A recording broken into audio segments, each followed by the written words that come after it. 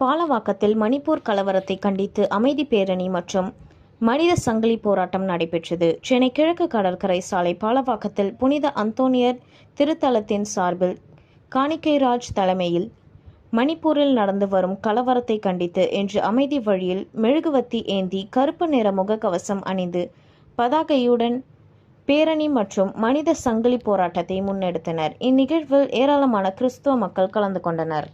போராட்டத்தில் ஈடுபட்டவர்கள் மணிப்பூரில் நடந்து வரும் இனக்கலவரம் முடிவுக்கு வர வேண்டும், பாதிக்கப்பட்ட மக்களிடையே ஒற்றுமை, மத நல்லிணக்கம், சகோதரத்துவம், அமைதி பெற்று அந்த மாநிலம் புதுப்பொலிவு பெறவும் மாநிலம் மற்றும் மத்திய அரசு இதற்கு தேவையான அனைத்து உதவிகளையும் செய்து பாதுகாப்பை உறுதி செய்ய வேண்டும் என கோரிக்கை வைத்து இப்போராட்டத்தை முன்னெடுத்தனர்.